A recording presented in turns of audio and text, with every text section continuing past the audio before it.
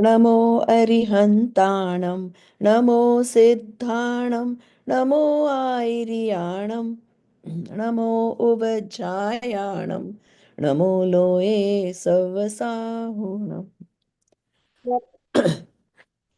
जय जिनेन्द्र सभी को।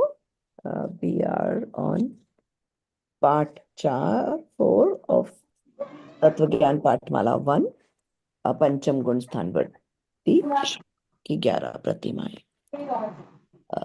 There's some background noise coming, I think, from Midji or something. Yeah.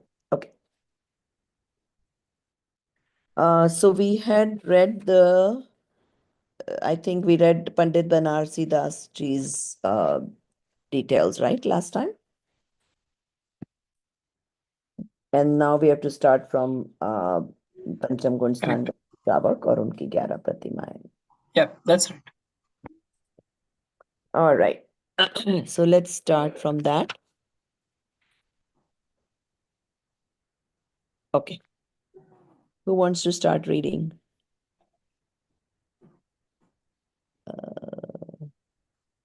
I can start.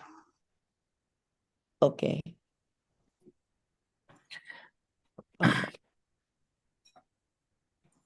Okay, the householder in the 5th scale of spiritual development, Gunasthan, and his. Wait, where are you? Are you starting from Acharya Uma Swami's sentence? We read that. We did that already? So Kavivar, this Banarasi Das, we did it. Yeah, right? we did After that. Then there is where the title says 5th Gunsthan Varti Shravak or Unki 11 Pratimaएं. There's a. Did we not do the Acharya Umaswami Samyak Darshan Gyan Charita? Oh, we did that. Okay.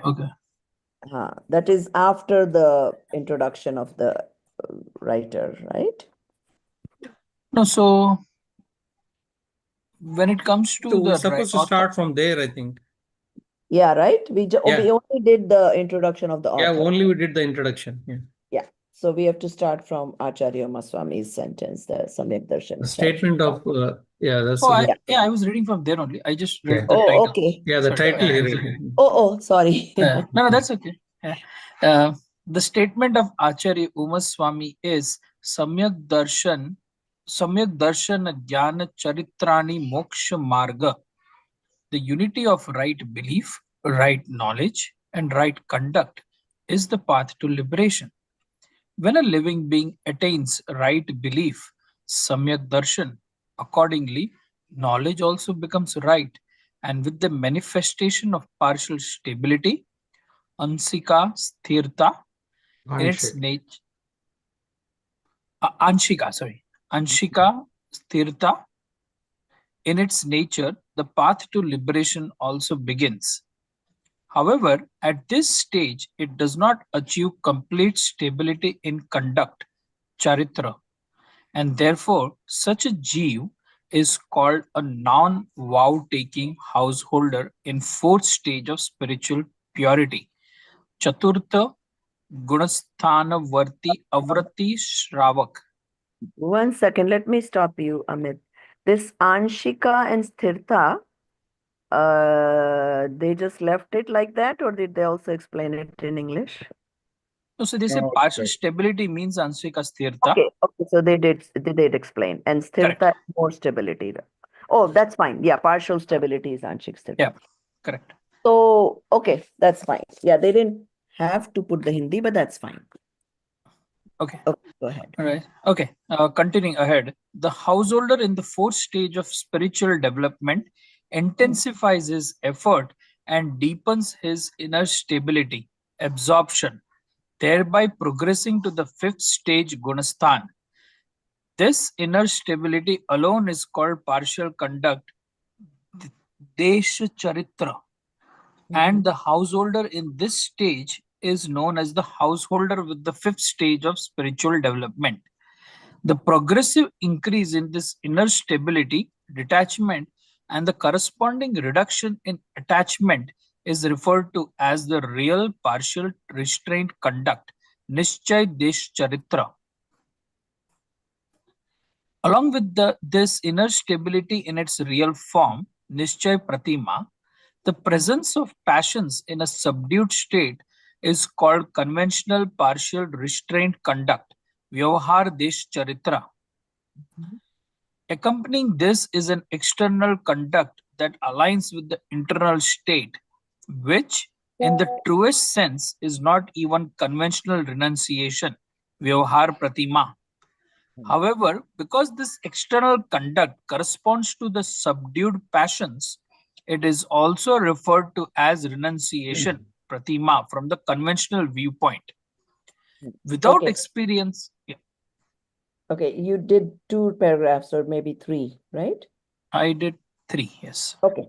Okay, let's quickly talk about it. So mostly it's quite a good explanation in English, but still. So what we are talking about is Samyak Darshan, right? That is fourth Gunsthan. So the key things they're trying to point out here is we all know that a person gets Samyak Darshan, then they take vows. We've read Bharavrat and so many other vows, right? But now they're trying to say that always keep in mind, it's not the external Kriya. It's more of the internal.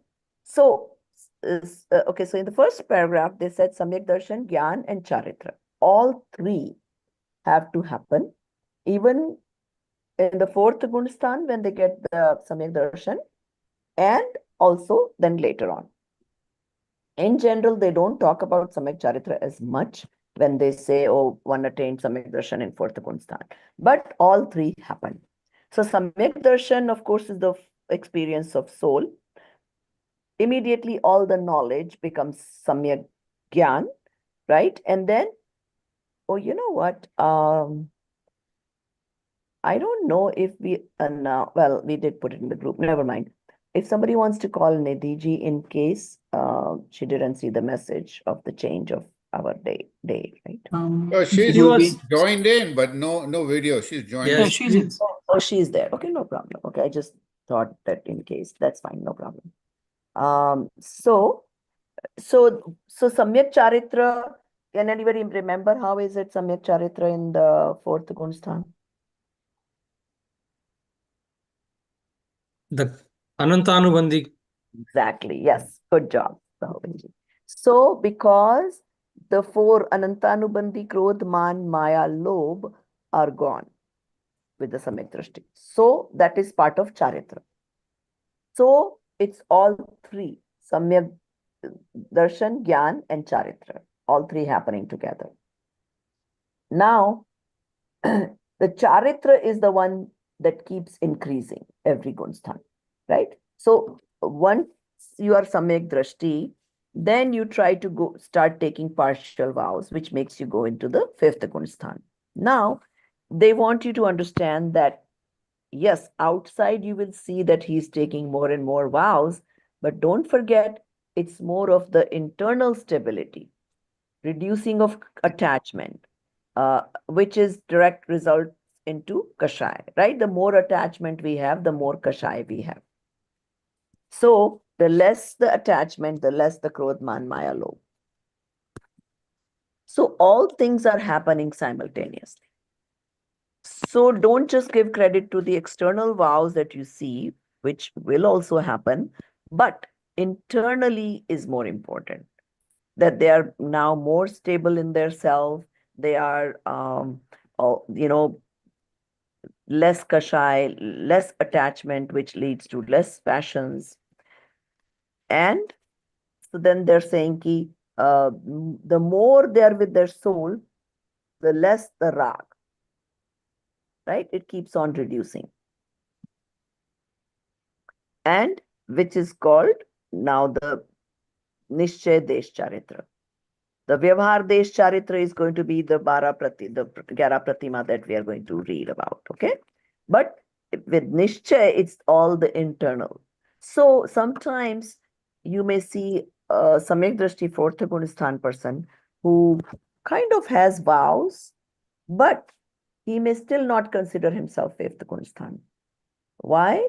Because he doesn't think that he has that much reduction of attachment or that much stability yet. So those are the key takeaways from this. Okay, we can continue to read. Dinesh Burarji, you want to read from the fourth paragraph? Sure, just give me a second. Is it starting with along with inner stability in its real form? Nishchay Pratima, the presence of passions. Next one. Okay. Without experiencing Without experiencing the eternally Eternal pure, pure. knowing nature of self, Trikala Janak Swabhav, Trikala Janya Swabhav, and attaining steadiness in it, diminishing passions alone, and accordingly manifesting external activities is non-renunciation, pratima. Therefore, for those who have not attained the fifth stage of spiritual development, cannot have true renunciation, pratima. Mm-hmm. The true partial conduct in the steady state of fifth stage of spiritual purity, Panchama Gunasthan, that is attained through right belief and self-realization. It is real renunciation, Nishchay Pratima, without self-realization. This is not possible. The description of the non-vow taking householder, Avirat Samyak Drishti Shravak, in the fourth stage of spiritual development, as written by Pandit Banarasi Das, is as follows. Sattva Pratiti Avastha Jaki, Dina Dina Riti Gahai Samata Ki, China China Karai Sattva Kau Sakau, Samkit Naam Kahavai Takao. Tako. A person whose faith has realized the true nature of soul, Atma, whose prominence in realization of true nature increases moment by moment, and who is developing equanimity day by day, is an Avirat Samyak Drishti. The state of conscious development of the realization mentioned above, with the absence of partial vow preventing passions, Apratyakhyan Varna Kashaya, is the fifth stage of spiritual development. The householder in the fourth stage of spiritual development, Gunasthan Vrati Shravak, has directly experienced the pure bliss of his own soul, but due to the weakness in the efforts to remain absorbed in the self, this experience does not come quickly and remains for a very short time. In this state, the feelings of no vow, avrat, still persists, and the transformation to observe vow is not achieved. However, the householder in the fifth stage of spiritual development, due to intense efforts of dwelling in pure nature and due to absence of partial vow preventing passions, apratyakhyan, diminishes the passions, thus frequently experiences the bliss of Atma. He attains a state of stability for a longer time with transformation of enhanced detachment. This is why the attachment towards the worldly life, body and sensual pleasures naturally decreases, and indifference towards them naturally arises in the aspirant. Accordingly, the aspirant feels the need to take the pledge to leave unfavorable dispositions, a Shubha Bhav, and simultaneously and naturally, without stubbornness, changes also occur in external behavior. It is also said, Samaya amsa jao jaham, bhog aruchi parinam, udaya pratigya kahu bhayo, Bhayo, pratima Pratima Sakovna. taku namo. Very good. The above mentioned practitioners' internal purification and external state increases in various stages, which is Acharya has explained by dividing them into 11 steps of renunciation, Pratima, and call the internal pure state of Dhara as the accompanying auspicious and inauspicious dispositions as Karmadhara. Mhm. The practitioner's soul strives to increase its stability of self-stability, or its state of self-stability. According to its efforts, it experiences an increase in detachment, vitrakta, while still retaining some remnants of attachment and engaging in appropriate external actions. These actions are termed as conventional conduct, Vyavhar Charitrya. Mhm. Okay. In this way, though the teachings, Okay, wait, let's understand this and then we'll read more. Okay. So again, they're again emphasizing the same thing, that the internal state is what matters more. The other point they're trying to make here is that, see, even we take vrat, right? Even the fact that we have a little bit of knowledge, right? Anybody who Jains who have some knowledge, they automatically want to take some vows, even if it is only during Paryushan. Let's say if they don't do anything year round, maybe during Paryushan they will do, like, maybe not eat root vegetables or something like that, right? So, but at the same time, if somebody has no background, zero background, even if they're born in Jain family, they may not even do that because they have no exposure or no knowledge of it. So, same thing here. Once the person reaches Samyak Darshan, he naturally feels like taking those vows. It's not like he's forcibly telling himself, oh, now I have Samyak Darshan, so I'm going to take these vows. It just happens like that. Okay. Now, so now he understands the true nature of the soul. He understands the truth, and his experience keeps increasing day by day. He wants to be more and more with the self, right? And he is more and more in equanimity all the time. Now, let's understand the apratyakyan pratyakyan, okay? If anyone wants to, you can tell me your understanding so far. Pratyakyan is where it is resistance for taking vows. Mm. And Okay. So pratyakyan means taking vows, right? When we do pratikraman, there is alochana, pratikraman, and pratyakyan, right? Those are the three types. So you first find your faults, ask for pardon, and then you take a vow to not do it again. Or if you think you've done a major something wrong, then you take some vow to kind of rectify that. So pratyakyan means self-control, vow. Now the word in front of it makes it partial. So apratyakhyan means partial vow, and apratyakhana varan. I think there was a question on the test related to this, if I'm not mistaken. Right? I think it was in your semester 1 test. Anybody remembers? I think the question was, it is,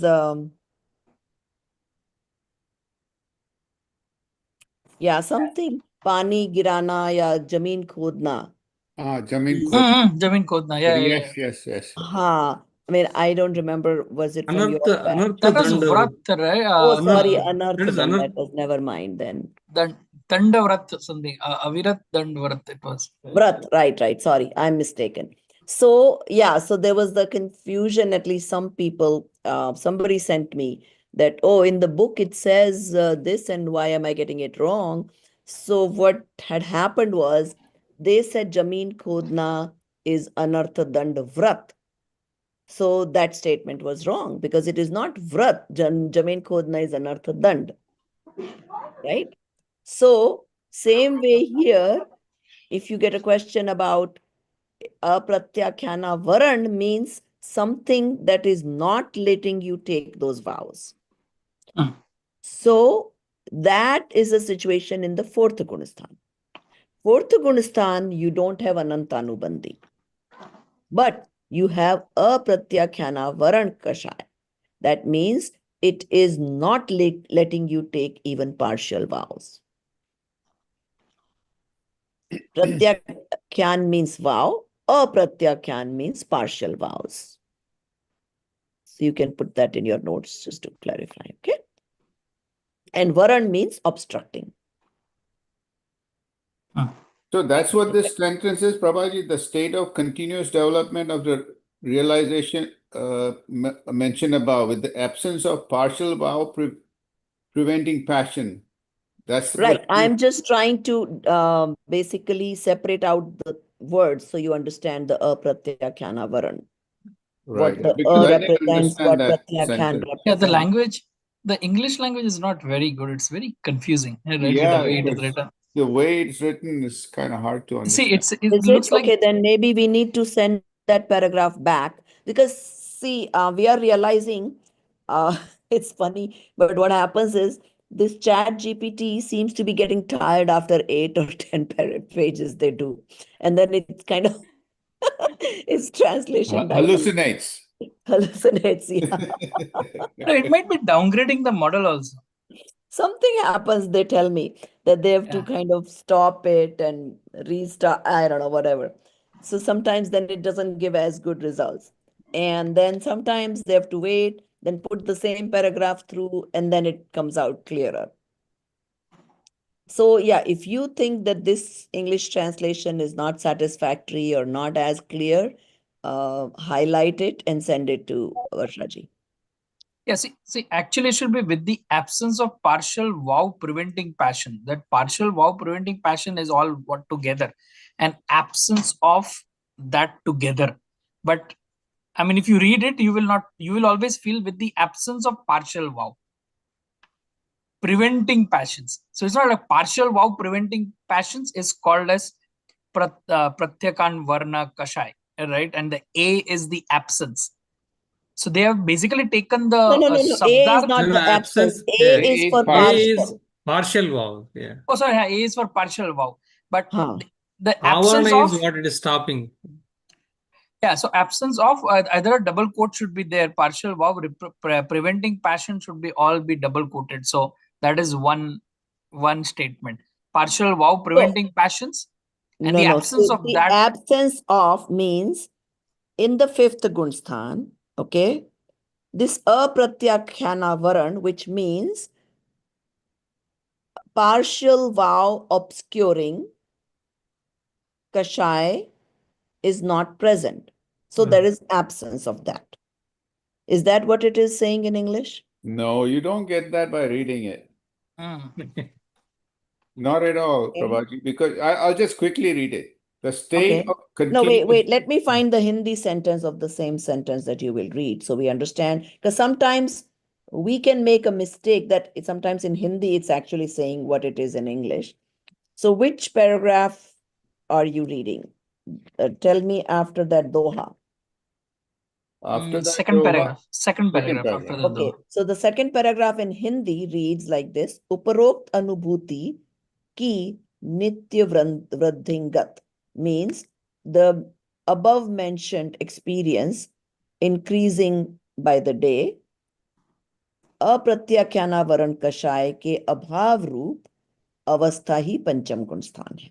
The absence of partial vow obscuring kashai is fifth gunsthan. Yeah, so that Now you apratyakan, read what it that says. apratyaya can varna kashai, right? That is one word. So in Hindi, it is understood very well.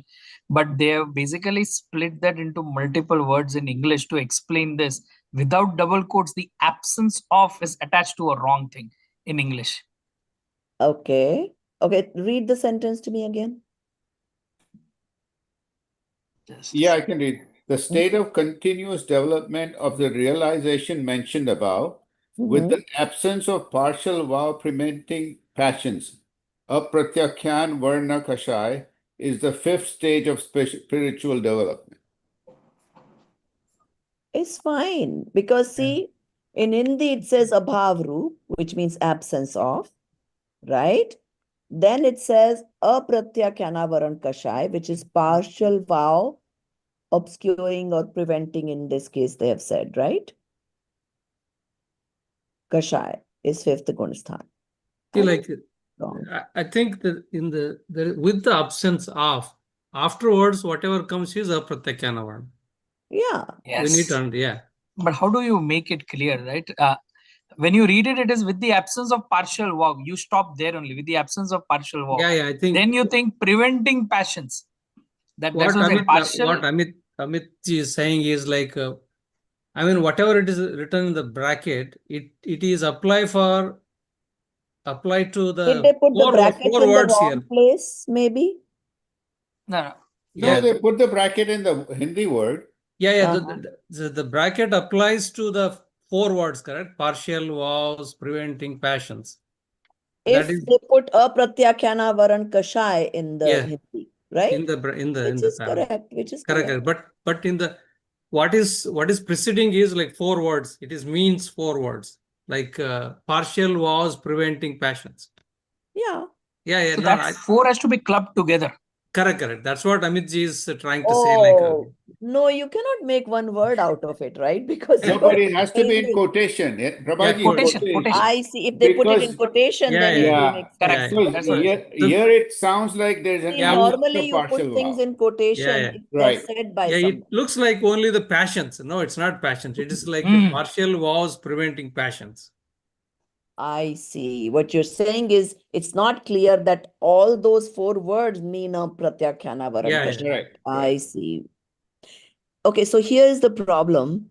If you put quotes normally means like we are quoting an author, we are quoting from another book. So that won't quite give the. No, I think no, I think since we are confused, that's what we are saying. Otherwise, that's how it has been written. Yeah. Right? Once you understand it is not a problem. Bracket? Can you use bracket? You know, the other. I mean, if you think we have to, we could. But I don't think it is needed. Or should they precede it by the Hindi word and then put the English in parentheses? Oh yeah, that would make sense. That could also help. That's much better. Correct. That's much better.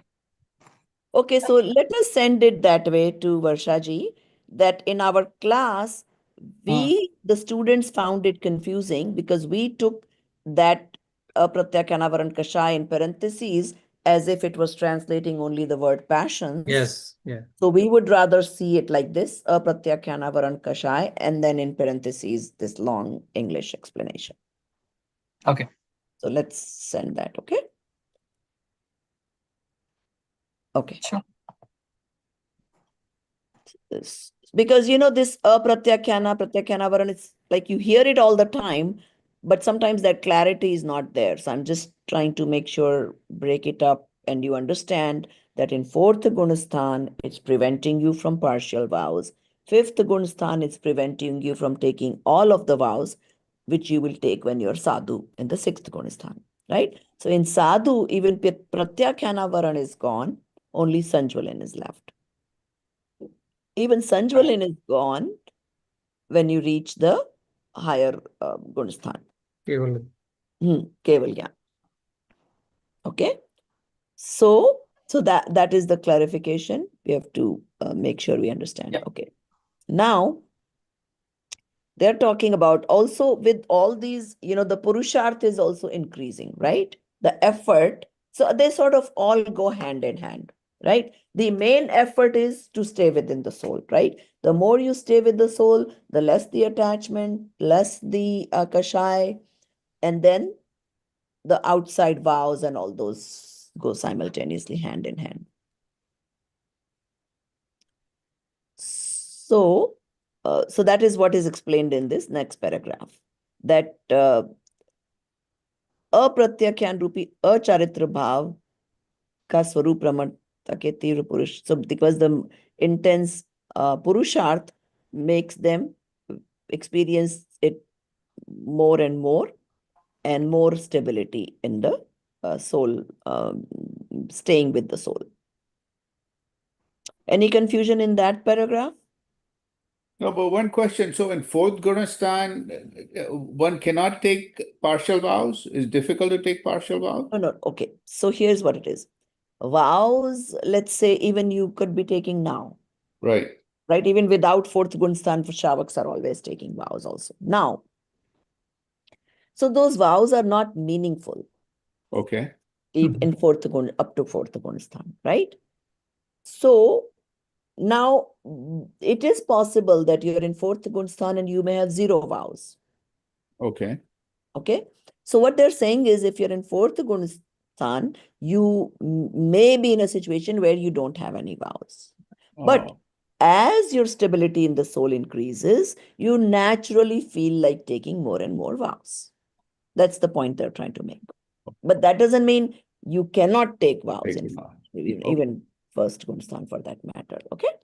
So right now, for us, it's more like with hurt, right? We decide I'm going to take this vow. So, whereas, I mean, for us, it may or may not be sahaj, right? Whereas for the fifth Gunsthanvarti, it is sahaj because of their state of stability. Now, then they're saying, so as the stability increases, then the vows and how they increase, that is what they're calling it pratima. So their attachment is reducing. Now they're getting more and more closer to being a sadhu. So now how much time they can be in fifth Gunasthan, it all depends.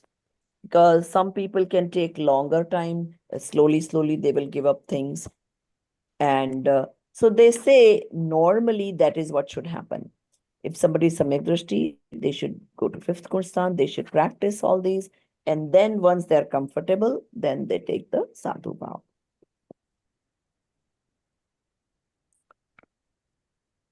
And where it says that this person now tries to do the effort of more and more stability, right? So, and then wherever, see, if there is partial stability and partial rag, right? So wherever the rag is, there is kashai. Wherever the partial stability is, there is sahaj, like udasinta is more like equanimity. Okay.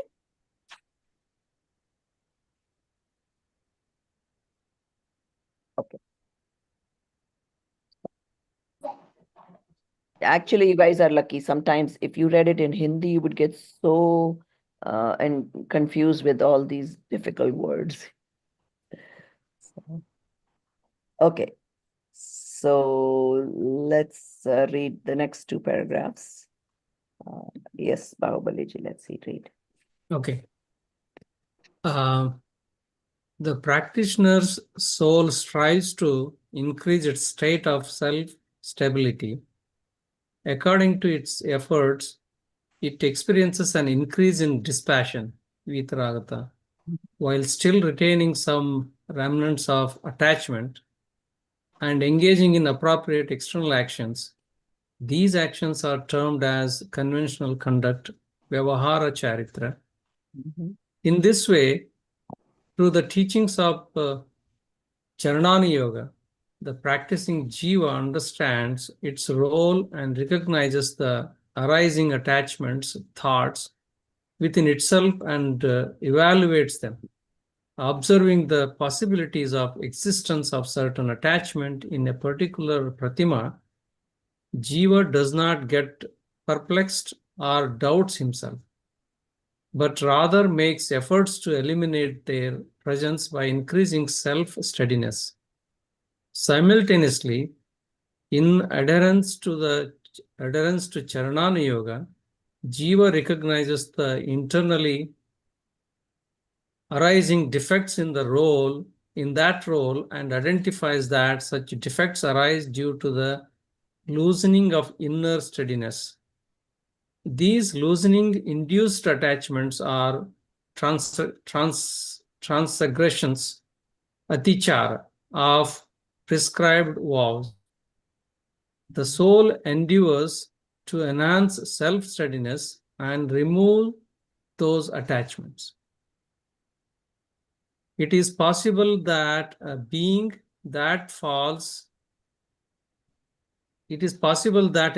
with false beliefs, Mithyadrashti Jiva, to lack true faith, knowledge, and absorption in the self's true nature, Swarupa, and yet exhibit mere mildness of passions and corresponding external activities done forcefully.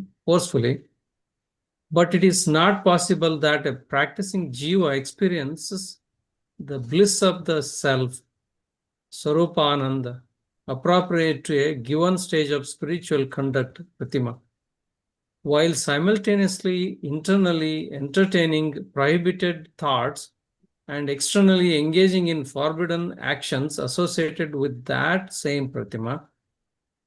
This is the very convergence of real viewpoint, Nishchaya, and conventional viewpoint, Vyavahara. Okay, so did you guys understand the last paragraph? Not quite. I was reading, I couldn't understand. But let's ask the others. What did you make out of that last sentence? There is a convergence between the real and Nishchay and Vyavahar. Vyavahara. What I'm saying is, like I said, Identifying the defects and rectifying. right. So even somebody without actually having the stability can forcefully take the vow. Nobody is stopping you from taking the vows, right? But so what they're saying is that without Sarup Ramanta, you can take the vows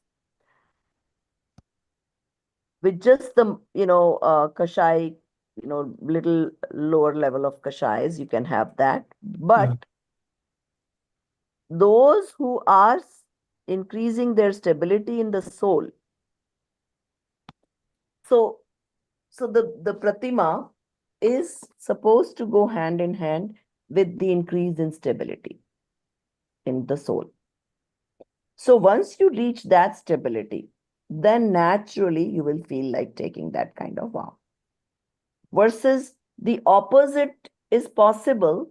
You could forcefully take vows. That doesn't mean that you have that stability.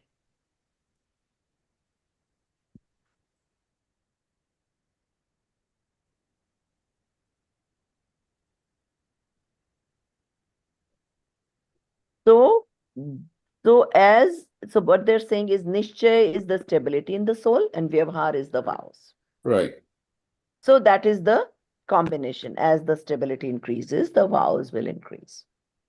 So what is the exact translation of Pratima? Is it, in my book, it They says call it restrained stages. What conduct. did you say? The first one, it's coming up, Darshan Pratima. What are they calling it? Restraint. Restraint. Okay. Okay. So it's same as vows then, right? Yeah. Of course, it is. These are basically different vows that we will read about. So you're basically trying to say in these various pratimas, is there various stages of growth, given that you are Samyak Drashti. It's really in the fifth Gunstan, increasing of the stability, and in relation to that in Vyavahar, increase in vows. So is it representing your progress from fourth stage to fifth stage, or this is in So the fifth stage? No, you're already, the moment you take any vow in the fifth, so you're already in the fifth Gunstan as your stability increases. But as your stability increases, there are in the Vyavahar form, there are these 11 different types of vows you would keep taking. So this shows your progression within the fifth Progression gunstone. of vows and progression of stability in the soul. Moving towards stability for the sixth gunsthan, which is the sadhu. But the last sentence in the previous paragraph, which Bahubali was reading, says this is very convergence of real viewpoint and conventional viewpoint. That statement is not clear. I mean, the To previous me part of the also, sir. paragraph, of course, But I that is mean, that is the stability. That is the stability and vows, correct? The converge and then you progress. So Right. you're That's the saying there's an connection, really. I don't know, but equilibrium. There is an equilibrium. Your no. There is no internal purification. right? The stability increases in Nishchay, and accordingly in Vyavhar, you It reflects in the Vyavar also. reflection in the vows, or whatever they call this pratima. What the did they rest call of the paragraph is basically talking about being mithya drishti and Right. saying that, I mean, it alludes to your basic point you were making before, that it's the inner purity which is more important. That's what this talks Wait, about. partial is the mithya drashti. First part of the paragraph is about mithya drashti. So the mithya drashti also can forcefully take these vows. Yeah. So just by just because you don't eat after dark doesn't make you Pancham Gunsthan Bharti. Exactly. And Okay. this is what I'm going to read this again. Okay. While simultaneously internally entertaining prohibited thoughts and externally engaging in forbidden actions associated with the same pratima. And then it goes on to say, this is the very convergence of real viewpoint and conventional viewpoint. And that's what I'm failing to understand. Okay, so the way, I mean, if the paragraph is not clear, again, we'll have to send this paragraph back for retranslation. But what you should get out of reading the paragraph is first part of the paragraph should say that, okay, even Mithya Drishti Jeev can temporarily have low kashaya and accordingly be able to take vows, which we all do right now also. But it is not possible that a person who is in Swarupanand, which means experiencing the soul experience, his experience will be his experience and the let's say the first one, darshan, what did they call it again? Vows, something else? Restraint, right? Restraint. Restraint and the stability are connected. That's what you should understand from the last part of that paragraph. No, again, the paragraph is basically saying you can actually practice restraint, but unless there is inner purity, I mean, you're still entertaining bad thoughts while practicing external restraint. It doesn't really amount to anything. That's basically what it is saying. The Just problem that I'm having, I totally understand that paragraph. Problem I'm having is how is that convergence of real viewpoint and conventional viewpoint? No, because I totally don't understand. so the paragraph should basically it should try to say, so that first part is okay, that in Mithya Drishti, if you do the vows, it may not mean much. In fact, to me, it basically means the other way around, that in Vyavahar you're doing all this, not really actually internally meaning and not amounting to anything. No, but Arunji, it says like while simultaneously, internally entertaining prohibited thoughts. It's like simultaneously, continuously, internally, when you do that real purpose and then what is externally it appears to be, correct? So you're practicing external restraint, but internally you're not pure, right? Right. Whereas if So from conventional then viewpoint, naturally the Vyavahar will happen. So that's where convergence Guys, they talk about. Please let me finish first. So basically what that's telling me, that from a conventional viewpoint, from Vyavahar, I'm doing all the right things without actually meaning them, right? Now, how is that showing convergence of Nishchay viewpoint? That is not No, showing no. convergence. That's what I'm trying to tell you. Yeah. Later part of the paragraph is saying that if you are actually experiencing the soul, if you're as your stability increases, and in relation to that, the restraint will also increase in Vyavahar. That is the convergence. That is the true relationship here in the Nishchaya and Vyavhar. Yeah. The previous part of the paragraph is not. That's what they're trying to say.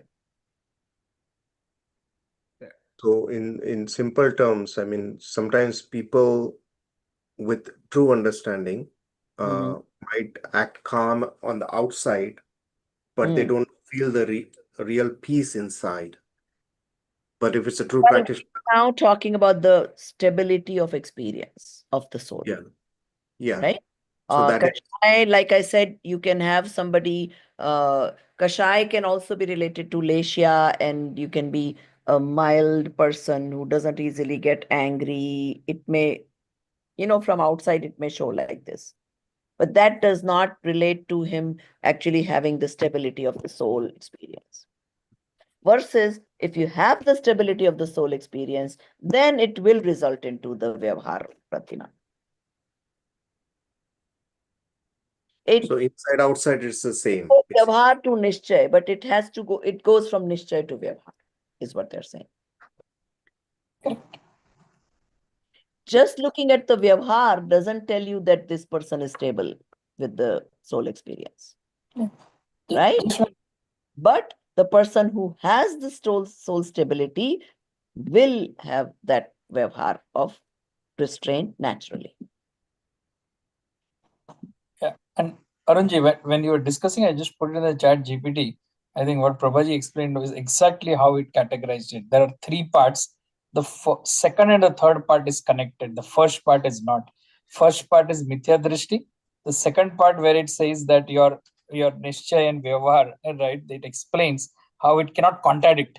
If one happens, second will happen, right? And then it says this is the converging. It is explained very well if you put it in chat GPT. Very well. Paragraph, is that what you did? Yes, I put the entire paragraph. I can share my screen and show you how well it is explained. Then. If it Share is it in the chat. Can you just read it? It's too big to put in the chat, Yeah. Okay. right? But I can quickly share screen. We can go once and I can show. Either that or you can put it in the group if you want to. Yeah. Yeah. Okay. Yeah, like I said, this happens sometimes with ChatGPT. The original, I mean, when it's doing, it may not be as clear. Then sometimes you have to, re-put it in it, and then it comes clearer. So, actually, since you did this one, do the other one also, and then you can just send it to us. Okay. The previous one that which we are saying. Okay. Our work reduces, right? Then we can just say, hey, replace this paragraph with this. This is clearer than the other one. So. Yeah. No, but what as a translation, this is correct. Right? This is more of as an explanation of the translation, just to make it very clear. Yeah, so see, it happens, right? So sometimes when you are just taking the literal translation in English, it may not be as clear. Then it has to further explain. Yeah, I put it in our personal group, right, where only the active people are there. Okay, good. So that's good. And that's the reason we are doing this. I guess you call it beta version or whatever, so we can improve it, for the final version. Yep. Okay. So do you understand why they're giving you whatever couple pages of this, making sure you understand that it's the Vyavhar follows the Nishchay, not the other way around. And the reason they keep hammering this is what happens in general is when you see somebody taking an upvas, or, oh, they don't eat at night, they don't do this and they don't do that. People sometimes make the mistake of assuming that, oh, they must be at a higher stage of the soul, or they may be samyak drishti. So this is to make sure that you don't get swayed by the wrong, outwardly symptoms. So,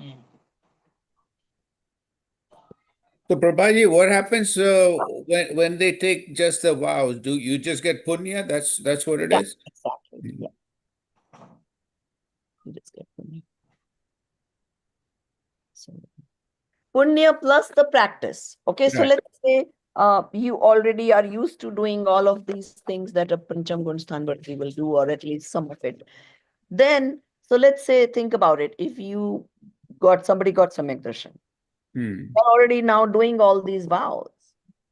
So hopefully, if they could progress quickly in their stability of the soul, Mhm. then the Vyavahar, that is second nature to them because they're already doing them.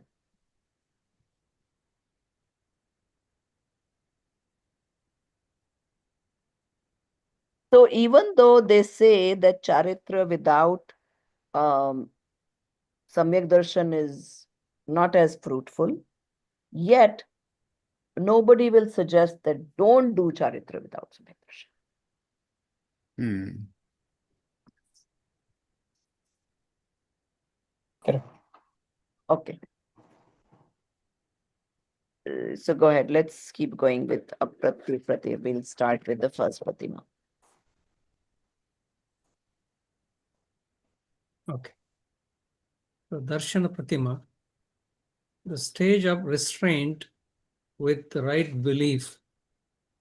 Atha Mulgun Art. art. Art. Remember the line about Art Mulgun Sangrah hai. hai. That M again, you guys have to get used to it. I know Yeah, it always. Sangrah hai. Instead of N. कुव्यासन क्रिया न कोई दर्शन गुण निर्मल करे दर्शन प्रतिमा सोई. Very good. I think the main problems you guys are having with reading is just the Yeah. and N and M, the Samgraha versus Sangraha. There are very few things, right? Mostly you're able to read.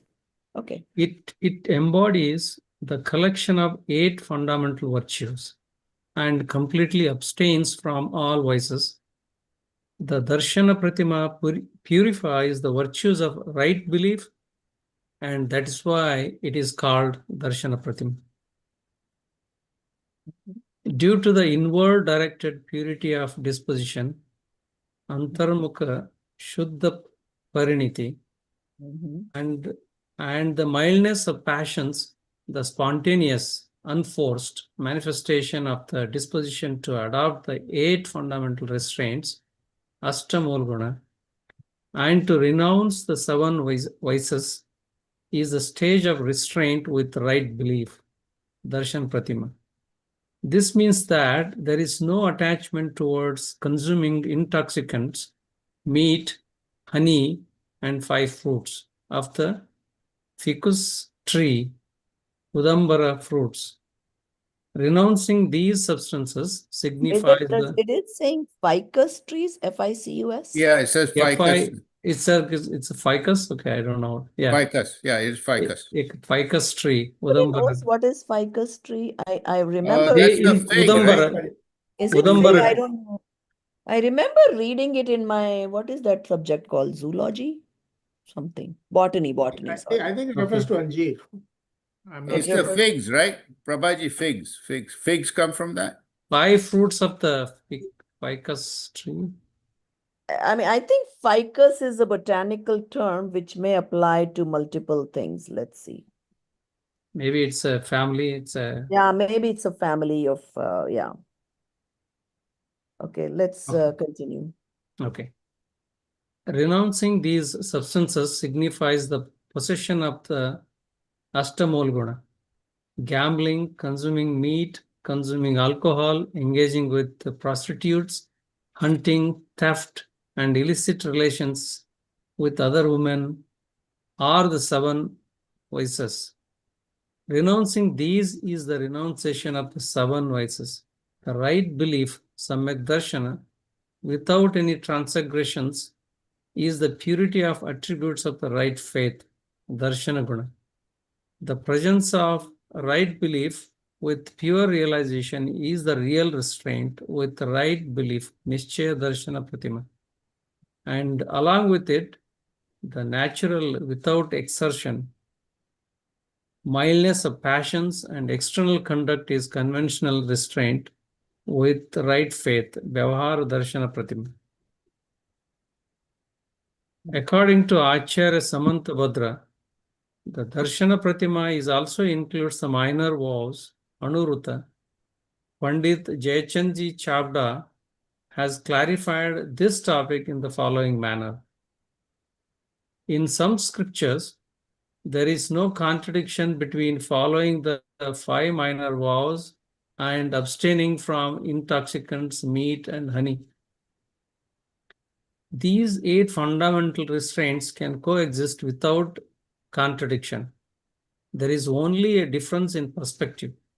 The intention in refraining from consuming the 5 types of fruit and 3 types of yams, madhya, mamsa, madhu, intoxicants, meat, honey, is that one should abstain from those foods that are instrumental cause in harming to others, 2 to 5 senses living beings. These should not be used even for medicines and religious purposes.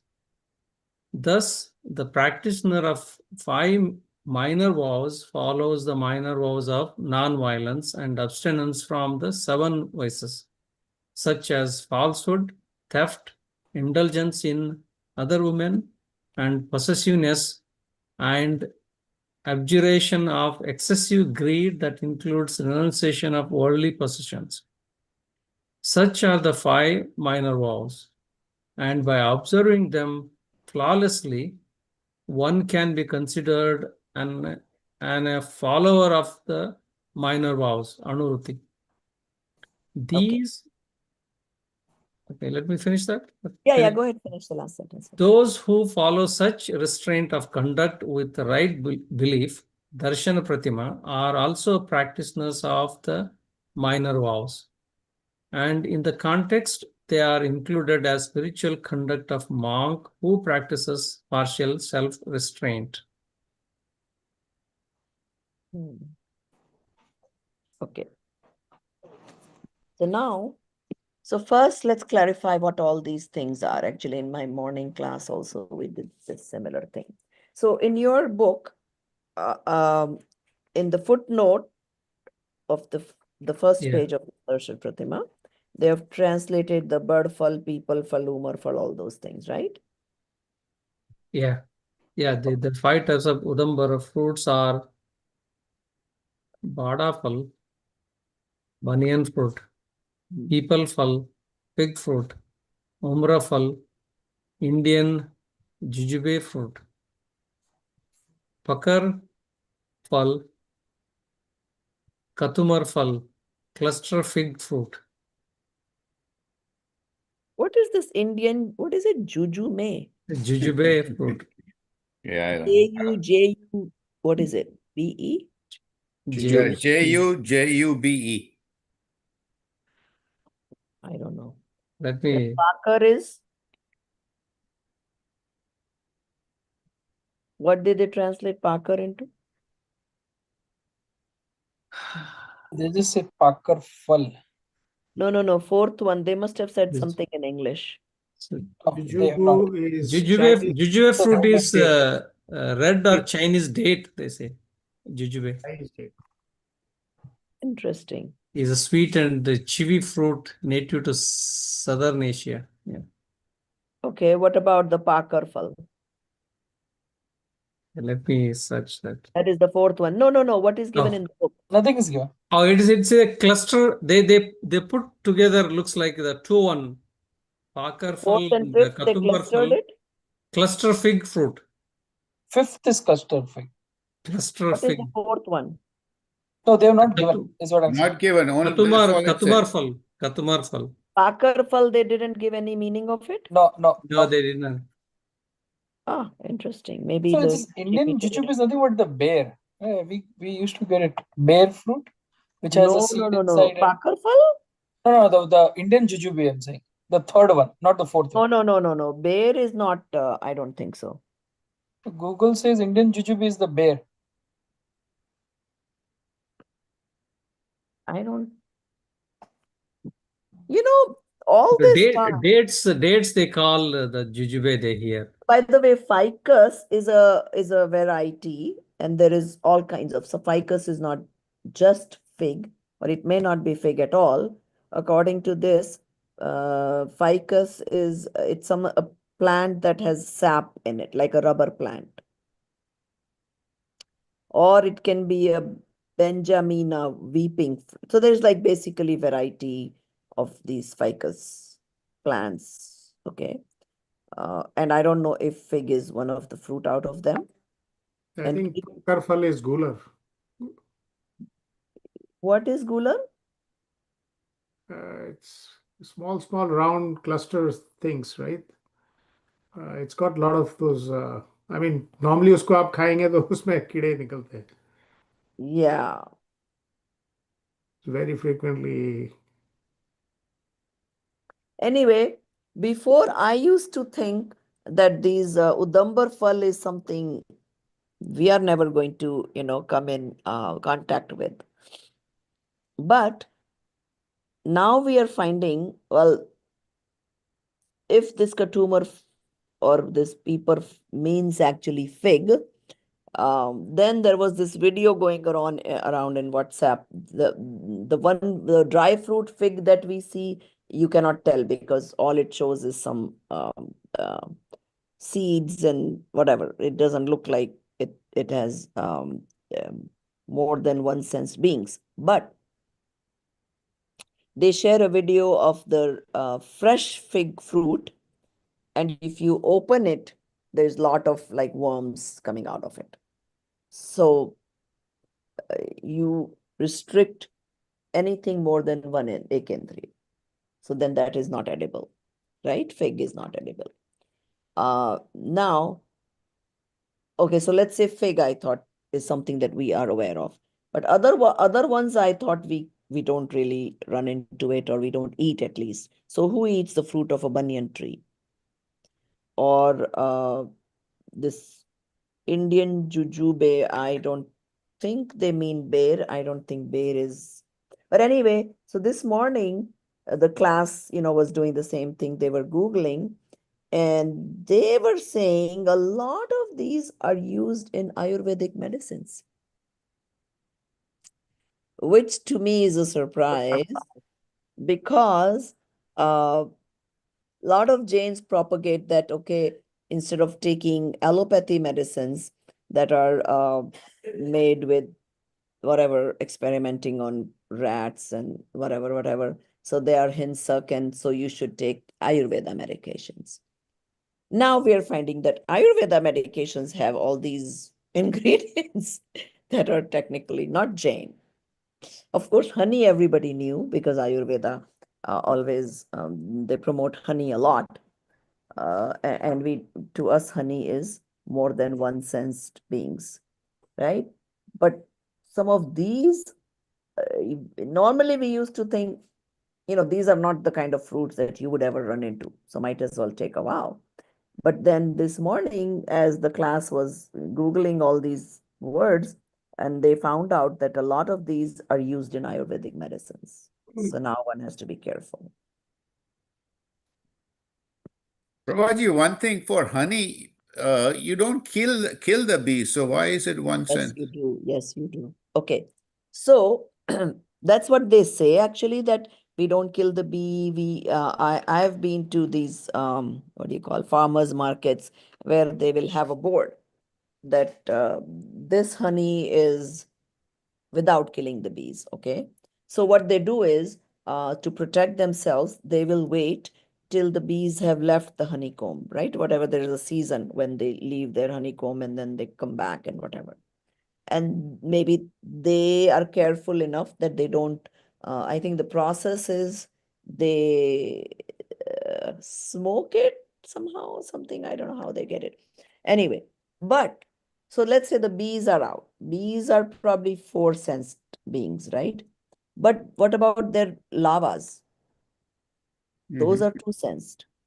Those are still in the honeycomb. So those definitely, all of them get killed. Now, I felt I felt like it is conducive to producing in Samurchana Jiva when you consume. It not only that is the himsa happened while making, but also when you consume, there's samurchana jiva. Maybe So you are right. Kind of like the combination of dahi and besan, they say. yeah. Right? So Uh, I have not read it, but if you have read it somewhere, that may also. yeah. Okay. But also the lava, of course, gets killed. Eggs, lavas, everything are still in there. And pakar phal is just ripe fruit. That's what they're So saying.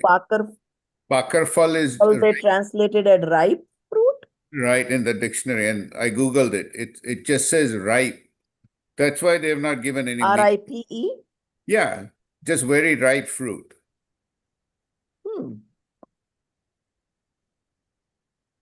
Unless they mean ripe to the point where, no, even if it is ripe, it would start creating bacteria, not too sensed.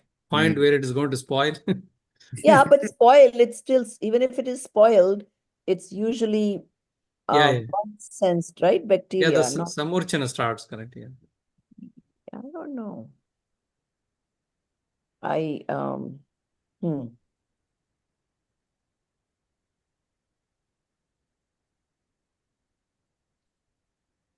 But then again, who knows? Google cannot give you all the answers. That's right. Yeah, they're not always right. Yeah, it may not always be right, and sometimes there's multiple meanings. So we'll have to find out. But some of these, I guess my morning class found that some of these are ingredients in Ayurvedic medicine, so one should be careful. So don't Try to be assume healthy. that. Avoid all medication. What's that? Try to be healthy. Avoid all medications. Oh, of course, that is the best. Yeah.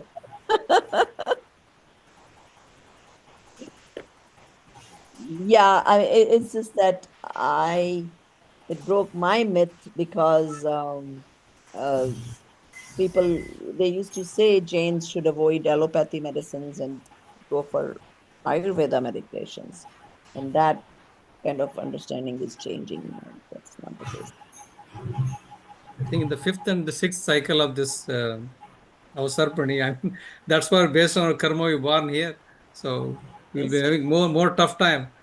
That is also true. It would be tougher to find things that are ahimsa. So then, of course, you do your best. Yeah. So, like someone said, try to avoid getting sick, so you don't have to Yeah. use medications or any of these things. Or you put it in your list of allergies. So that way, well, whatever you get is anything but these things. It's funny. I used to think so difficult to find without onion, garlic in this country, right? So we avoid consuming because of Jain reason. Plus, fortunately, I guess 5-6 years ago, got very sensitive to garlic. So, like, even if I thought, okay, I'll make an exception because we have to eat out with the kids and let me, eat something if I have to make an exception. But now I got so sensitive to garlic that regardless, I cannot eat, in Italian restaurants and whatever else. So recently I found out there are 3 or 4 different brands of um, pasta sauce, spaghetti sauce, ragu, prego jo hota tha pehle. They have 3 brands have called, what is it called? Sensitive something. So they make pasta sauce without onion garlic. And one of them for sure has nothing objectionable. So it's almost as good as Jain pasta sauce. So I guess me going around telling in the vegan restaurants I'm allergic to this onion garlic is helping.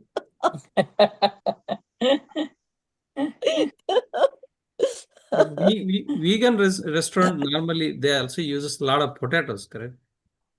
Vegan. No, that's it. So what I do is, so whenever we travel abroad, especially, right, Europe and a lot of the countries that they don't always have, as much. Well, now it's not a big deal. Most places have now vegan restaurants for sure. So we go to a vegan restaurant and I'll give them my list of things I'm allergic to. So onion, garlic, potatoes, carrots. And then if we are ordering something exotic, if I'm afraid that it could have some other root vegetable, then I'll ask them what it is. And I'll say, well, I can't have this dish. But usually if you mention those things, then they'll, Okay, it's a good to know. Yeah. yeah. And yeah, usually they're pretty good dishes. And then there Ma'am, must be, yeah. I came across a Facebook post which basically lists down these five Udambar Fal, but they are different from what is mentioned in the book. Umr Fal is actually bear, according to Google. Pakar fal is bear. नहीं पाकड़ फल नहीं sir ma'am उम्र फल Indian Juju. Fal. Umrafal. Indian jujube. Indian Jujube is bear. Oh, that Actually, Umar fal. Okay. Yeah, that's what Amit ji was trying to say, that Indian jujebe is bear. Somehow, I have a hard time believing that. so the Because list bear में कितनी variety होती है, वो लाल छोटे वाले bear, the green big ones. That is different. जो apple taste होता है ना, वो वाले होते हैं bear. वो What लोग वो even फोटो they- डाल रहे हैं. Apple जैसा taste होता है. हाँ, वो जो सर्दियों में मिलते हैं बड़े बड़े. हाँ, they सर्दियों में look मिलते हैं like वो green वाले. apples but oval shape. Correct, correct. even वो वाले dates रेड are वाले not नहीं बोल रहे. dates are not considered amongst these uh, inedible fruits in Jainism.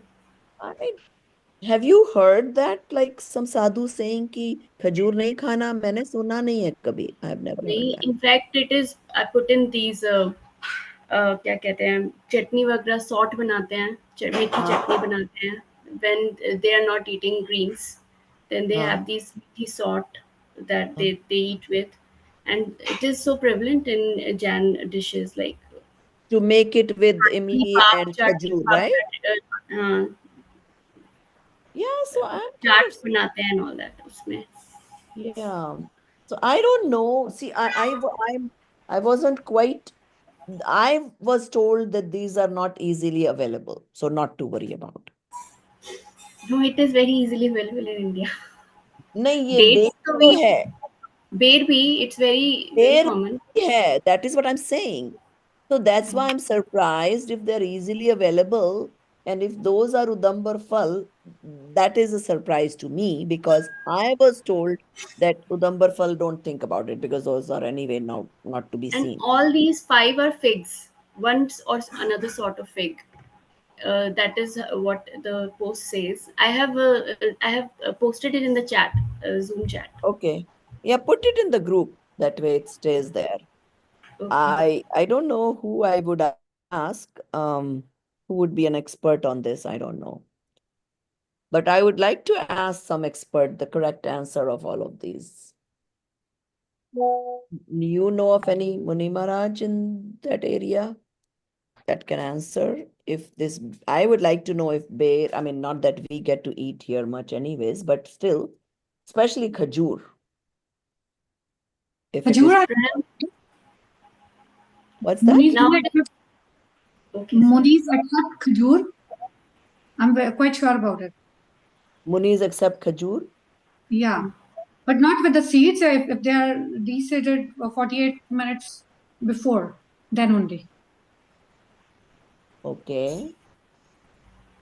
बेर तो मुझे अब यहाँ आने के बाद I really don't know, how prevalent. मतलब इंडिया में तो मिलते ही हैं, right? right मिलते हैं और and जैन we में have been eating yeah at least these five fruits are not eaten in any Jain household so and I have been fed this by my grandparents so this cannot be yeah, that's what one I'm thinking. I was also told this Udambar Fal is a category, it's not easily accessible to you, so don't even bother. yes So, I mean, but then this Google is talking about something else. I would like to confirm. yeah And because in which case, I could be wrong what I said about Ayurvedic medicines. Because that's what the ladies in the morning class Googled and told me, oh, a lot of these ingredients are in the Ayurvedic medicines. So I want to kind of not give you guys wrong if that is not the case. this post is from a Jain website Jainism the philosophy www.jinwani.org. Yeah, I would still confirm with multiple sources. Hairy fig or devil fig or pea eggplant bud, budgut or banyan tree grows triangular. I think there's more specifics to these. So I think, like for example, the fruit of a banyan tree, I don't think anybody eats that. Even though it falls on the ground, but I don't think anybody really picks up and eats it. Or even that other one, people ka phal. I think it's very bitter from what I remember. Even though people trees are to be seen, पर उसका फल कोई खाता नहीं है. But the other three, I mean, they may be right that they're all a variety of some ficus tree, but they all, maybe not eaten other than the figs themselves. But just to be accurate in this book, I think I would like to know, what they are. So if anybody can find out, that'll be good. Because I think every time this area is read, everybody will be curious, what are those fruits? So anyway, okay. So that is about the first Pratima. So those are the few things that you definitely would not eat. As a Shravak also, we shouldn't eat. And then they're saying that, of course, honey, meat, and alcohol should not be taken. Same reasons, it has more than one sensed beings. And sometimes I also did not think that alcohol has more than one sense beings, but according to this, it has. And then they're saying, of course, the पांच अणुव्रत अहिंसा वो जो पांच पाप होते हैं उसका भी partial vows फिफ्थ गुण स्थान में और पहली प्रतिमा में होता है, right? Naturally होता है, that's what they're talking about. So now, so far, these are same as even we could be taking those vows, right? So, but a samyak drashti would definitely not feel like consuming any of these things. Okay, let's move on to the next one, Vrat Pratima. Nidhi ji, aapko padhna hai?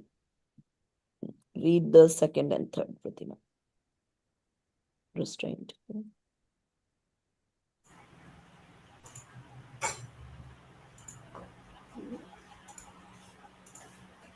Step of renunciation by taking vows. Vrat Pratima. 5 अणुव्रत आदर, 3 गुणव्रत पाल, शिक्षा व्रत चरणों Charon. चारों ग्रही, यह प्रतिमा ग्रही, यह प्रतिमा चाल. Okay, would DHAR ऐसा कुछ होना चाहिए था, धरे होना चाहिए था. What did they write? अच्छा, घरही, घ GHARAI. No, that is wrong. Okay. यह प्रतिमा चाल. Then the other मीनिंग शिक्षा व्रत चारों धरे. धरही, यह प्रतिमा नहीं है, GH नहीं है, वो DH है, होना चाहिए. अच्छा, धरही, यह प्रतिमा चाल. चार या चाल? Is the word DH or GH in the English version for everybody? GH. GH. GH. GH is wrong. It should be DH. It's Bharai, not Garai. Yeah, it's Dharai. Dharai means keep. Keep all the 4 Shiksha Vrat. So can you please send that as a correction, Amit ji? Sure.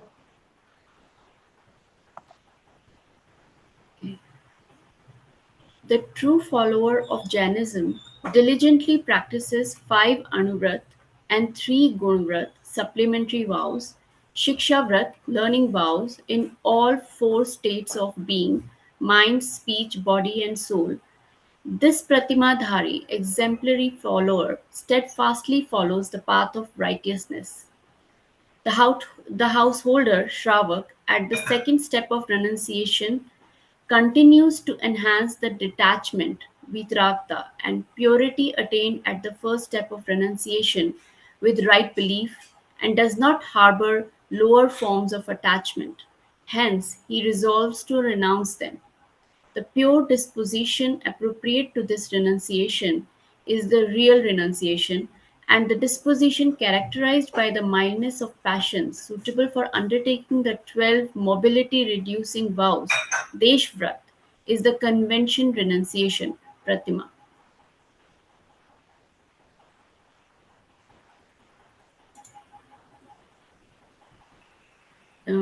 Shall I carry on, ma'am? नहीं, एक minute, I think ये देशव्रत का translation भी wrong है. Deshvrat means partial vow. They translated it wrong. So can you please make a note of that, Amity? Send her the which Pratima and like last line. The word Deshvrat is translated wrong. It said mobility related, it is not that. Okay, yeah. Okay. So Deshvrat means partial vows. The 12 partial vows is what it is trying to say. Isn't it about we will not move in certain directions or वो like अलग vows? है, you are right. वो भी है. But Deshvrat also, see, the word is the same. In the Gundvrat, तो Digvrat में क्या होता है कि you take a vow of major directions. But I am not going to go into this. Now, you took a vow of the major, so many directions. Then every day you will say. तो पहले आपने कह दिया कि मैं इस continent से बाहर नहीं जाऊंगा. ठीक है, वो Digvrat हो गया. अब now, today during my Samaik, I may say कि I will not go outside of this state, or I will not go outside my city. So it is part of the big vrat. So partial vrat. So desh vrat, even there, the word means partial vrat. It's partial of the Partial Digvrat. right.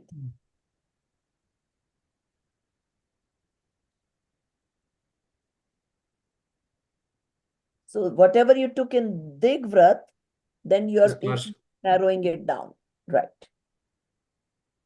So even though in that context, the Deshvrat has to do with mobility, but the word itself means that partial, part of it, right?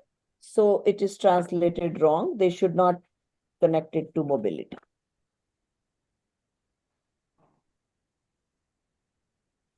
You got it, Amiji? Yeah. Documented, okay, send it, okay. All right.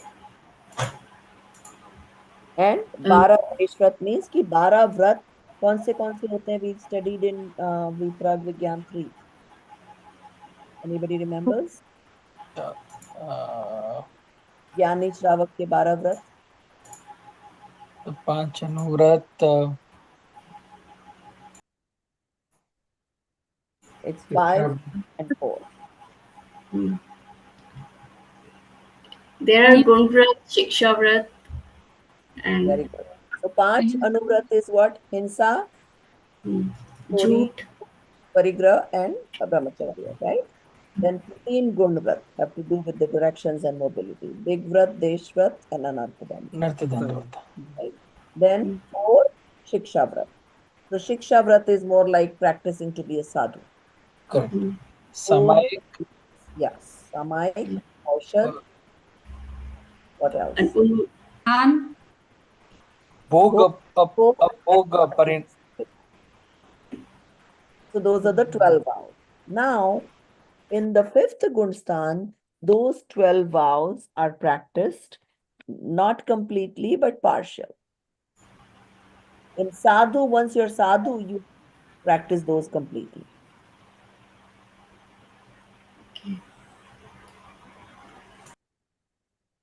So the word Deshvrat can have, I mean, I would say it's still the same meaning, but in the Gunvrat, where they use the Deshvrat, it implies anything related to mobility. And that's why the translation there has a mistake in it. Okay. But here it means 12 partial vows.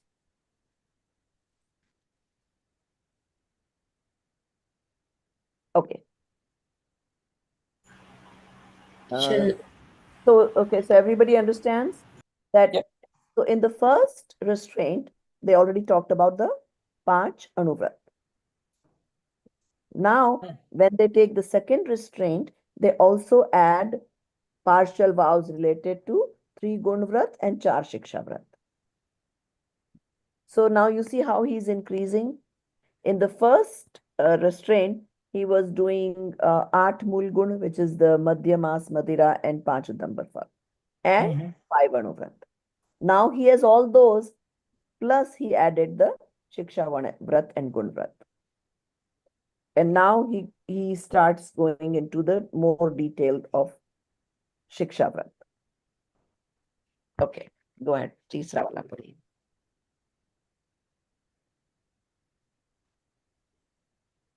Even though Shiksha Vrat includes Samaik and Porshad, but they are also separated.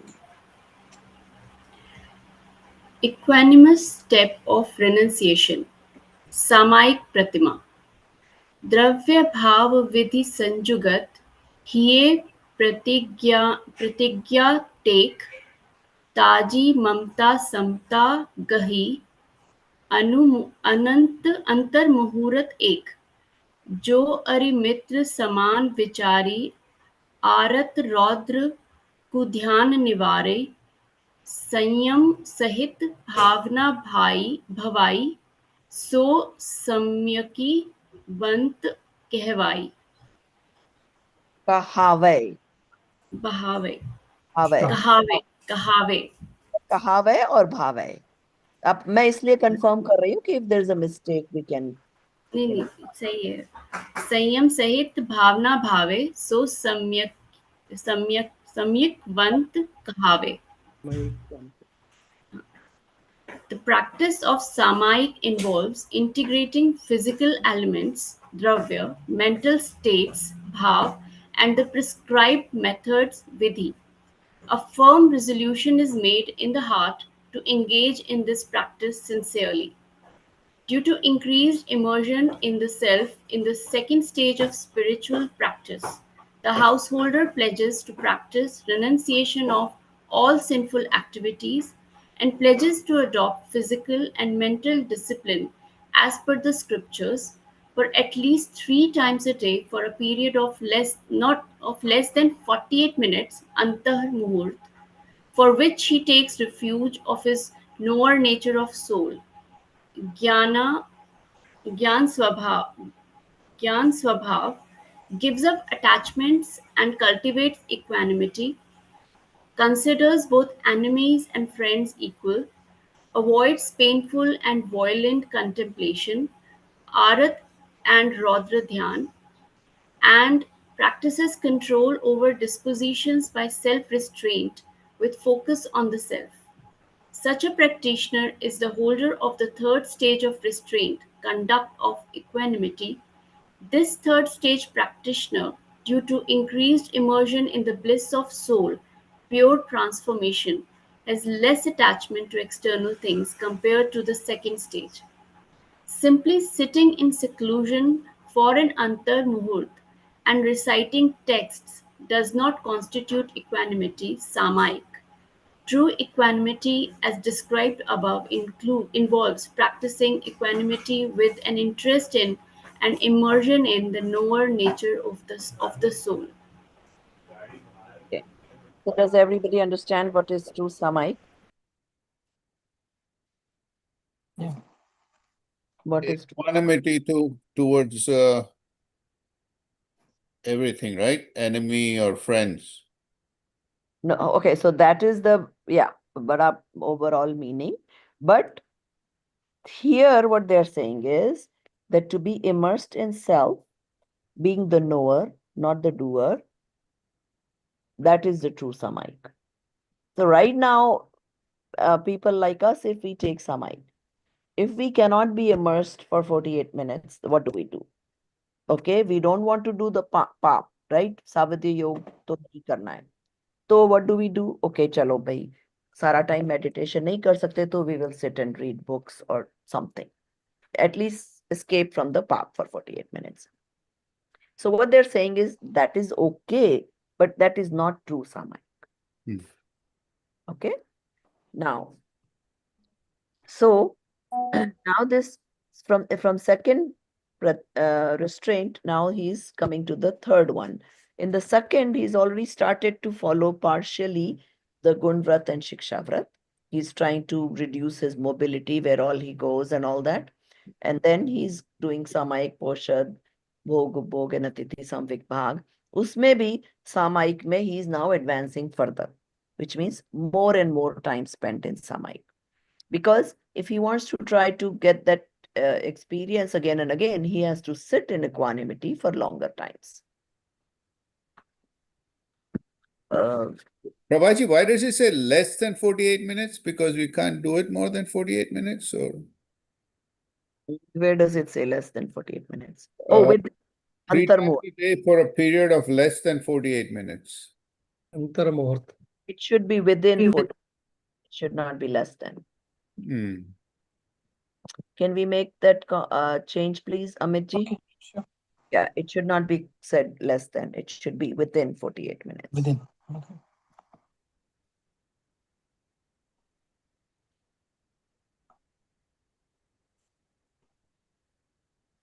So, when he is in that meditative state, or Shatru Mitra, to even we will do, right? If we sit in Samaik, we will not be thinking about, any enemies or friends, or rather, like not be upset thinking about a enemy or happy thinking about a friend. You would kind of be equanimous. And then you wouldn't be doing Artha or Rodra Dhyan. What does that mean? Anybody remembers what's Artha Dhyan and what's Rodra Dhyan? Arthradhan is like self-blaming. Raudradhan is like it's more of a finding pleasure in hurting somebody. Right. Doing Papa Vritti and being appreciative of it. Mm. A good example is you save taxes, possibly by little bit of wrong means, and being happy that, oh, I saved so much taxes.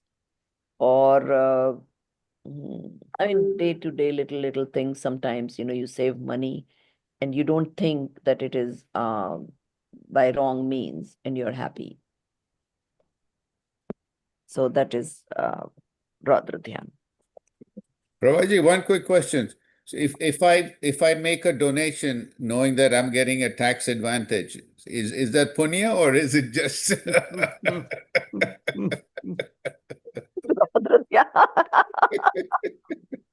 Yeah, you're right. Exactly. That's a lot of donations are because of that. Let me donate so I'm in a lower tax bracket. Right? So yeah, that is not punya. You will get 70% punya and 30% tax break. Right. That's the reverse. So देखो यहाँ लिखा है जितने जितने अंश में राग उतना उतना अंश पुण्य जितने जितने अंश में लोभ उतना Yeah.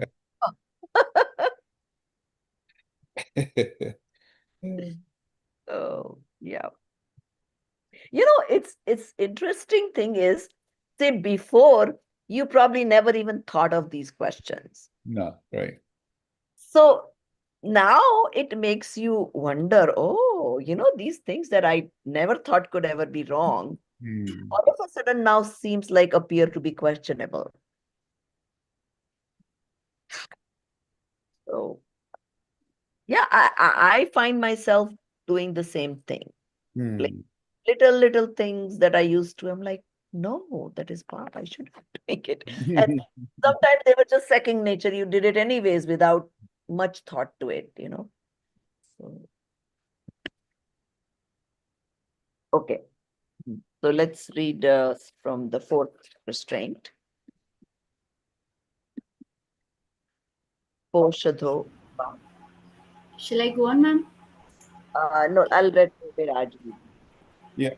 So it's Poshdo Prapash Pratima, stage of fasting 4 times a month.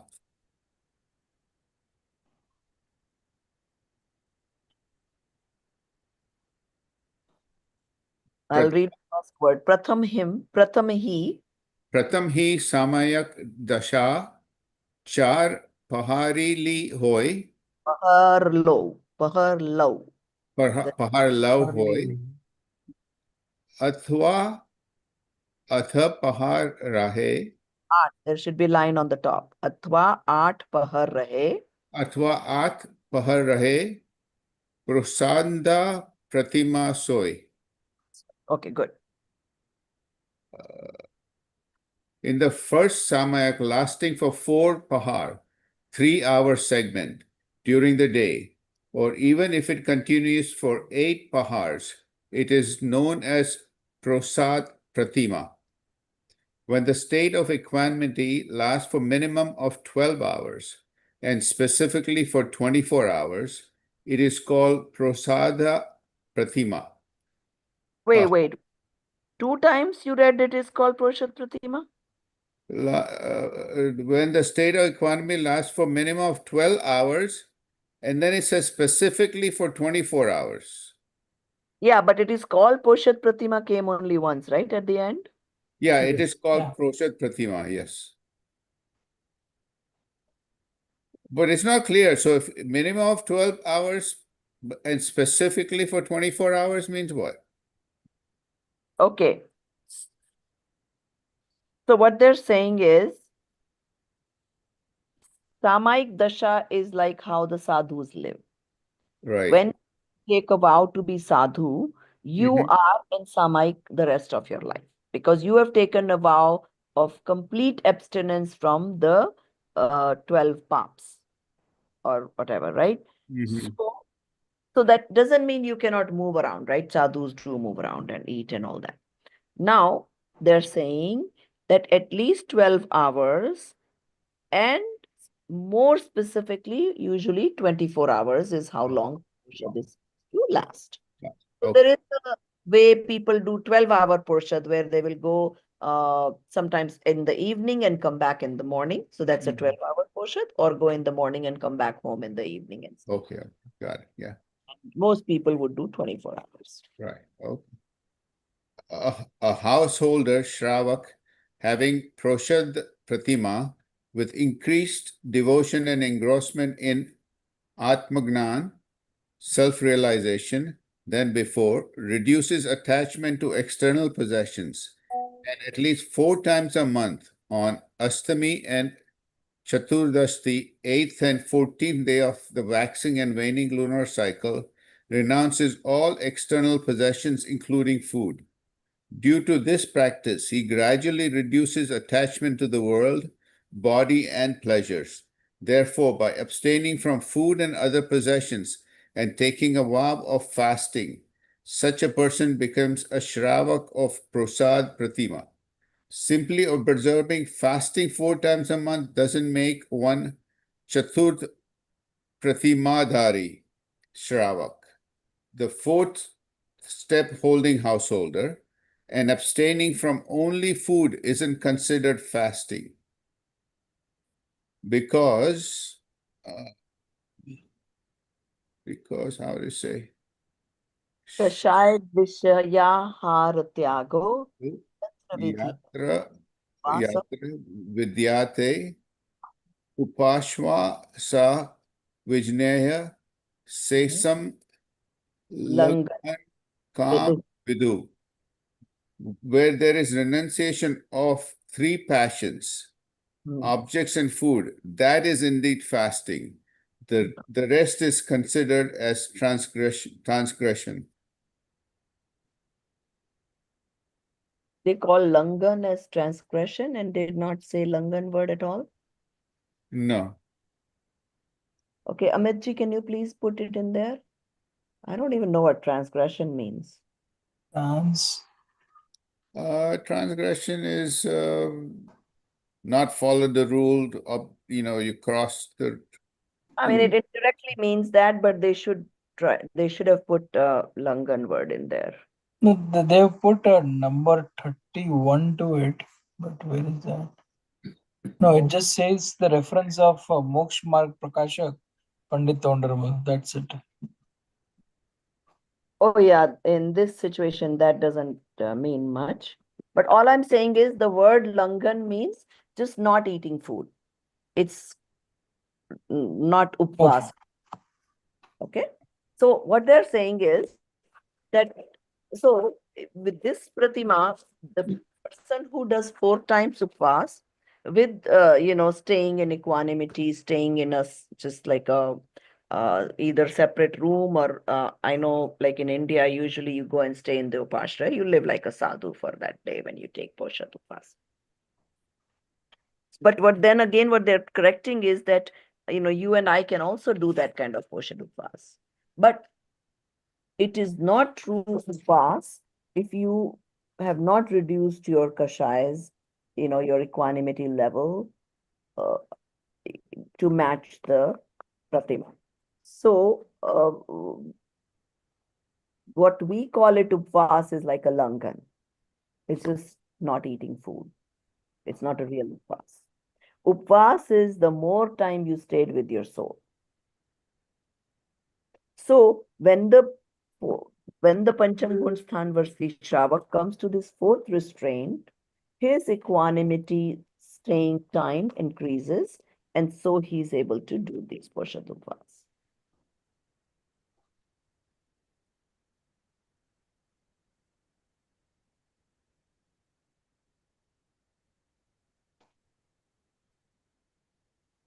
Langan is the transgression. Yeah, but not really. Here it just means not eating, basically. Mhm. I'm not sure if It's like overstepping, crossing, violating something. Hmm? It's like breaking the law. I mean, breaking the vow. Yeah, crossing the line. Yeah. So in some ways it is, because it's not a true upvas. Mhm. It's like, nakli upvas or whatever you want to call it. But I don't know if transgression is a good word to use here.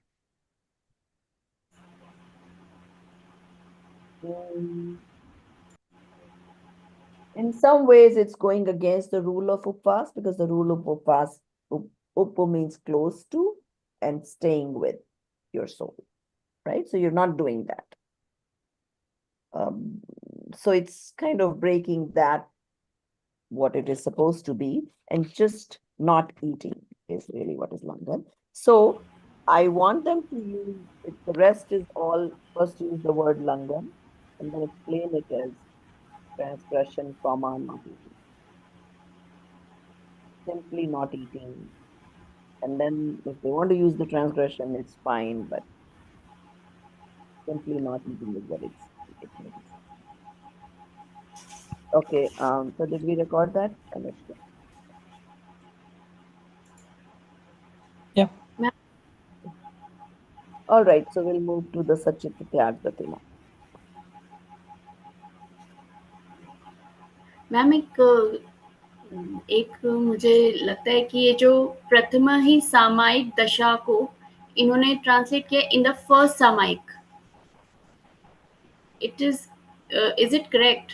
Like प्रथमा ही सामायिक दशा 4 पहर ली होए, मतलब जो सामायिक दशा है वो अगर 4 पहर तक ठहर जाती है और हाँ. उसके बाद अगर इवन 8 पहर तक ठहर जाती है तो उसे प्रोषद प्रतिमा कहते हैं. That is what I understand. Right. That's what So they're in the first Samaik, saying. in the first Samaik, Taking a poshad means you are trying to live like a Muniraj. And like I explained, Muniraj has lifelong samay. That's what they take when they take the vrat of being a Muni. They basically say the vow of samay for life. okay, So this is correct that either you would be in Samaik for 12 hours or you would be in Samaik for 24 hours, which means that you will follow all the vratas to the fullest for those 24 hours. Otherwise, you're Pancham Gunsthani, so you follow partial. But for those 24 hours, you should completely avoid any path. So that is correct translation.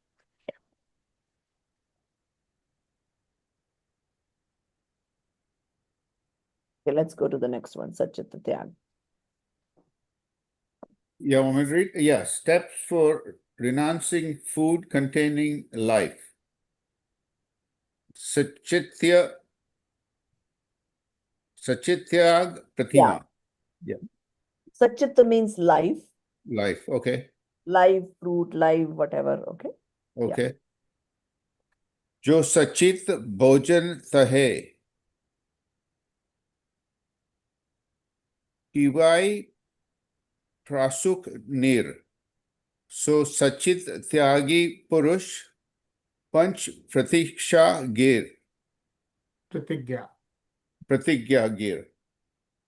One who renounces food that has potential to grow and consume only boiled water, such a person is a true renunciant of attachments, upholding the five vows. The self-engagement of practitioner in the fifth stage of restrained conduct, pratima, surpasses the fourth category, further reducing attachment. Even though the desire to consume food to nourish the body exists, however, food containing life, Sachita Bhojan, is not consumed anymore. Thus, this practitioner renounces Sachita Bhojan and consumes only boiled water. The inner purification of the fifth step of renunciation is real, and the subdued passions, virtuous sentiments, and renunciation of food containing life is called the conventional step of renunciation. The food and green vegetation that possess the potential of growth are referred to as Sachita.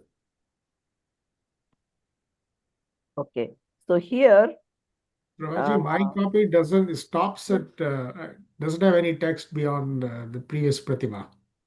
No, there is another document has been sent on the group. That's like compared to what she had, yeah, she must have only checked I till think what I that. have is named working file, so it's Fine. partial. So we can delete that one and use the new one that I posted in the group.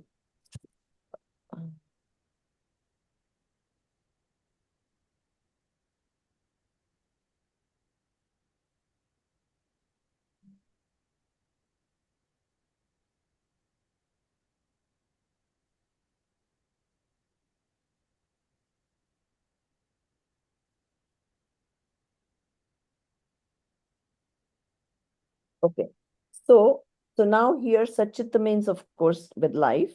Now this includes water with life, which means you consume warm boiled water.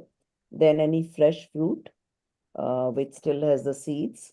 They say if you cut up the fruit and leave it out for 48 minutes, only then it becomes achit. Okay, then so basically what they're saying is, as your stability in the soul increases, now you don't feel like, you feel like limiting your intake to only Sachit Ahar, not Achit rather, not Sachit. Okay, so you basically give up the Sachit of all types, whether it is water or fruits or any food.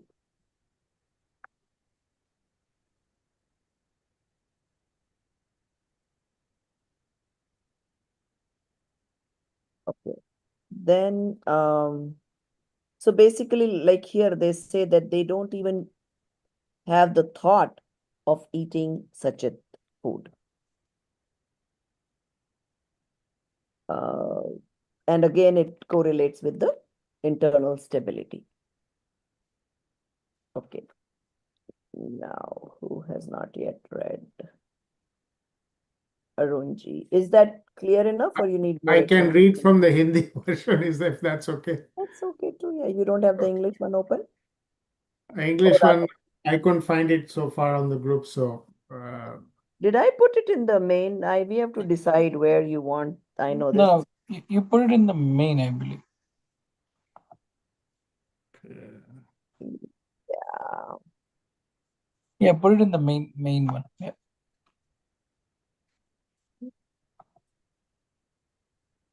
It's just two messages up. Yeah, I'm trying. Arunji, two messages up on the Wednesday Yeah, so group. far I'm used to that one, and I really don't Fine. know whether we should be changing because so what's going to happen is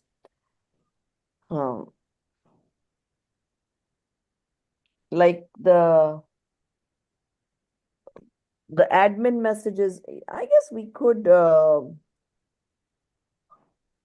it's make fine. I this think I as found it. Let me yeah, check if pretty it's much right. maybe the recordings and everything. I don't have a problem if you want me to start sending only to the limited group. So I'll post it in it's called Parmagam, right? I keep forgetting what it's called. So, and then Parmagam se start hone wale I aur. found it. I found the copy, so no problem. Okay. So What did step, we call this group?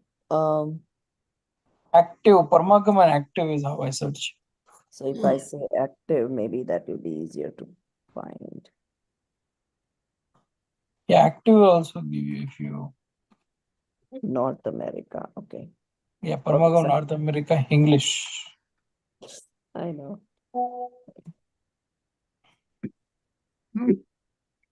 should I go ahead? Yeah, go ahead. Steps of renouncing daytime sexual pleasures. दिवा मैथुन त्याग प्रतिमा जो दिन ब्रह्मचर्य व्रत पाले तिथि आए निश दिवस संभाले गही नववाड़ करे व्रत रक्षा सोषट प्रतिमा श्रावक आख्या. Meaning, the layperson who observes the vow of celibacy during daytime and on special days, auspicious or prohibited days, adheres to it diligently, and who undertakes the vow of celibacy of 9 types, refer point 34, is called a follower of the 6th step of renunciation. The purity that is appropriate and suitable in this step of renunciation is real, and the subsequent pious feeling of renunciation is the conventional stage of renunciation.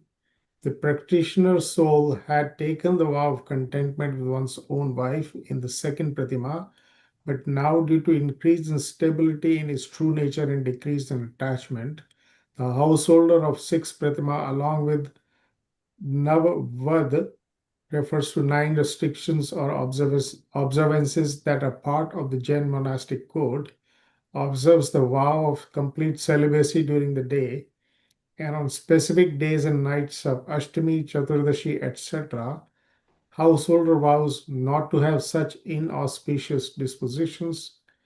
Acharya Samantabhadra also refers to the 6th Pratima as the night renunciation Pratima.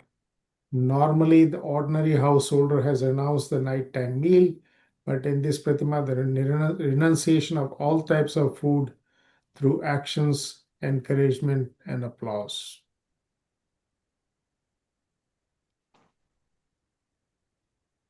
You did 6th and 7th? 6th. You want me to read 7th as well? Yeah, read Okay. both and then we'll. So that's called Brahmacharya Pratima, or step of complete celibacy. जो नव वाणी सहित विधि साधे निषदिन ब्रह्मचर्य आराधे सो सप्तम प्रतिमाधर ज्ञाता शील शिरोमणि jagat vikyata. Meaning, the one who practices the discipline along with the 9 vows and worships brahmacharya continuously day and night becomes known as the 7th Pratimadhari Shravak. They are recognized as the crest jewel of character renowned in the world. As the inner bliss, Swarupanand, of householder in the 7th step of renunciation increases due to enhanced pure modification, Shuddha Pariniti, inclination towards attachment diminishes. Therefore, always practicing brahmacharya along with the observance of 9 vratas day and night, and pledging not to allow the aforementioned types of sentiments to arise, he also conducts himself accordingly. Such a householder Shravak is termed the crown jewel of morality, Shil Shiromani. Okay. So these are again further advancement. This is a bit confusing. I don't know what they did in English. So here they're saying, so daytime restraint, but then in the end of this, they're talking about Ratri Bhojan ka tyag also.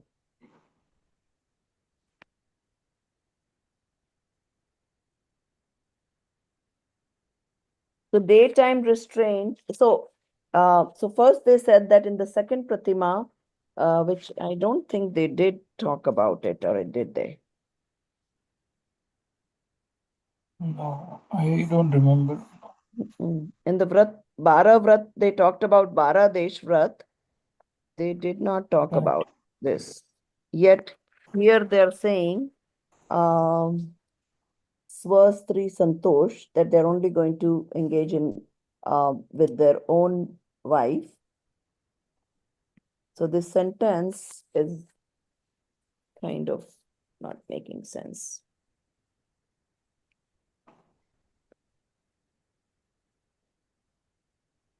So maybe that happens in second Pratima, but they just haven't mentioned it here. Okay. Then they're saying now as the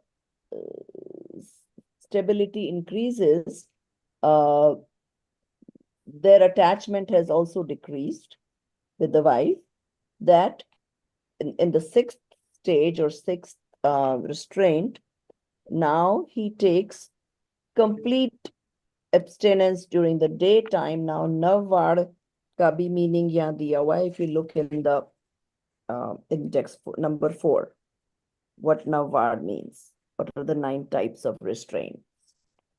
Can you read that, Arunji? Ji.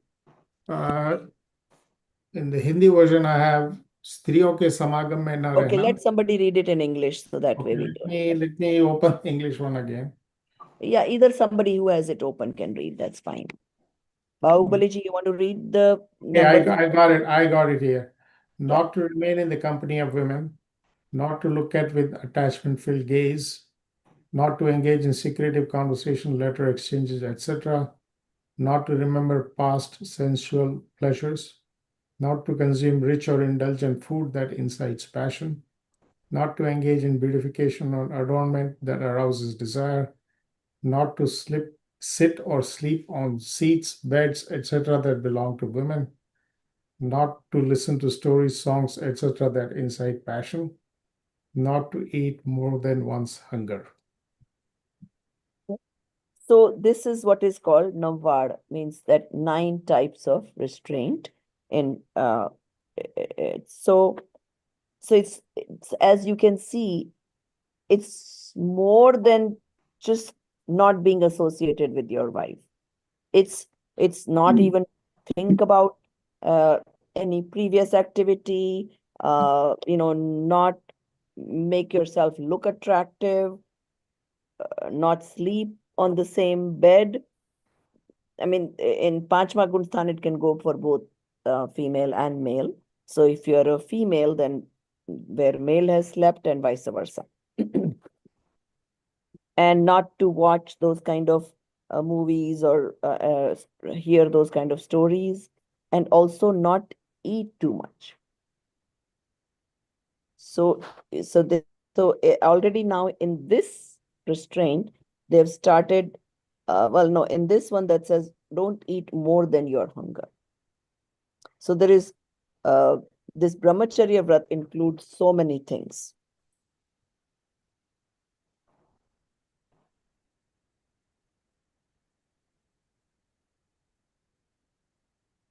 So, and all those apply in this daytime restraint, okay? Now here, they've also included the Ratri Bhojan Tyag. So now they're saying that normally even a normal Shravak would not eat after dark. But here it's a little more advanced in the sense that here this Shravak not only not eat after dark, he will not give permission to anybody to eat after dark, or like kind of be in agreement if the rest of the family is eating, will chalta hai, not that kind of feeling. So that's what they're talking about here. Okay? So at night time, they will have all types of ahar will be not eaten. Whereas right now, the regular Shravak, those who can live without it, they don't eat. But those who cannot, they will say, okay, I will not eat anaj, but I'll drink milk or I'll eat dry fruit. So here it is more than that. So sometimes, in a way, it's good that they've labeled it as this rather than Ratri Bhojan. In some books, I've seen it labeled as Ratri Bhojan Tyag. And then people are like, oh, even regular Shavaks don't eat after dark. So now they are not eating after dark in the sixth restraint. So it's kind of now defined differently here. And then brahmacharya restraint, we all know, like it's, complete restraint and forever. And then with this navvar, with all the other restraints too. So now you can see he's getting closer and closer to being a Muniraj. So with this seventh Pratima, he's called Shil Shiromani. Shil means virtuous, which means he's not doing any of the other paps. He's, virtuous in relation to being with his soul. And by this Pratima, they have labeled him as Shil Shiromani.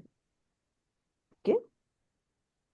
And then now we have 3 or 4 more Pratimas left to do, which we will cover in the next class.